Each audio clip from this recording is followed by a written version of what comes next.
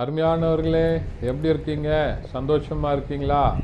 நிச்சயமாகவே நீங்கள் சந்தோஷமாக, மகிழ்ச்சியாக, ஆசீர்வாதமாக இருக்க வேண்டும் என்று சொல்லி ஆண்டவருக்குள்ளே உங்களை வாழ்த்துகின்றேன். ஆண்டவர் உங்களை ஆசீர்வதித்து வழிநடத்த உண்மையுள்ளவராய் இருக்கிறார். தொடர்ந்து இந்த காலையில் கர்த்தருடன் என்கிறதான யூடியூப் சேனலை தவறாமல் பாருங்கள், மற்றவர்களுக்கும் ஷேர் பண்ணுங்கள்.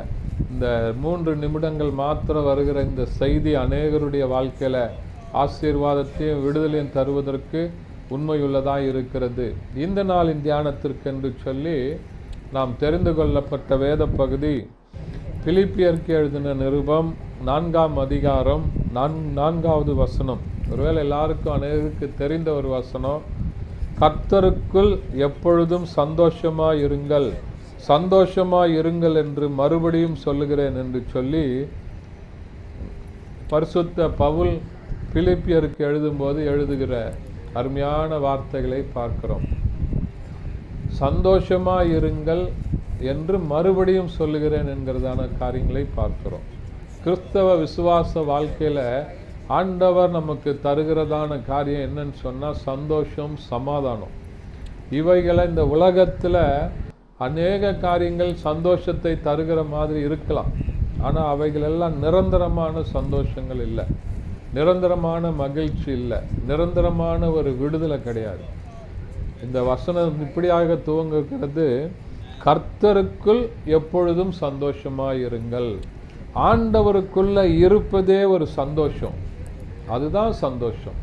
ஆண்டவர் இந்த உலகத்தை, அகில உலகத்தை படைத்த ஆண்டவர், எனக்காக ஜீவனை சிலுவையில் கொடுத்து 3ஆம் நாள் உயிரோடு கூட எழுந்த ஆண்டவர் இன்றைக்கும் பரிசுத்த ஆவியானவராக என் இருதயத்தில் இருக்கிறாரு.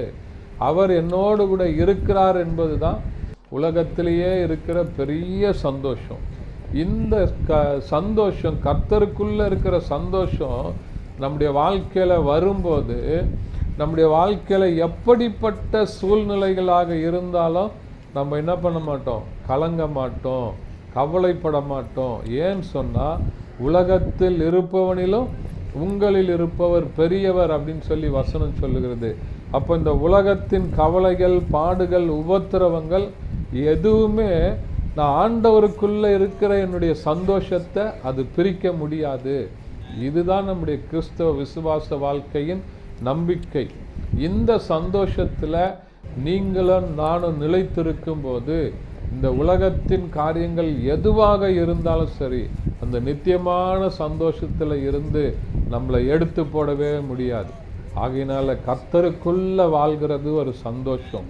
கர்த்தருக்குள்ள நீங்கள் நானும் ஆண்டவருடைய பிள்ளைகளாக, ரட்சிக்கப்பட்டவர்களாக, இயேசு கிறிஸ்துவுடைய இரத்தத்தினால கழுவப்பட்டவர்களாக, அபிஷேகம் பண்ணப்பட்டவர்களாக, இந்த பரிசுத்த ஆவியானவர் எனக்குள்ள ஒரு நல்ல சந்தோஷத்தின் ஆவியானவராக இருக்கும்போது ஆண்டவர் நம்மளை விடுவிச்சு எல்லா காரியத்திலிருந்து நமக்கு ஜெயத்தை தர உண்மையுள்ளவராக இருக்கிறார். ஆகையினால மறந்துடாதீங்க, எப்பொழுதும் கர்த்தருக்குள்ள சந்தோஷமாக இருங்க. மறுபடியும் சொல்றாரு பவுல், எப்பொழுதும் கர்த்தருக்குள்ள நீங்க சந்தோஷமாக இருங்கள் என்று சொல்லி இந்த வசனத்தை விசுவாசிங்க. ஒரு தெய்வீக சமாதானத்தை, நித்தியமான சந்தோஷத்தை ஆண்டவர் உங்களுக்கு தருவாராக. ஜெபிக்கலாமா? பரிசுத்த பிதாவே, உம்மை துதிக்கிறோம், உம்மை ஸ்தோத்தரிக்கிறோம், உம்முடைய நாமத்தை மையப்படுத்துகிறப்பா.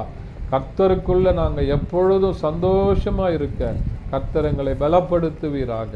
இயேசுவின் நாமத்தில் பிதாவே, ஆமென். Thank you. God bless you.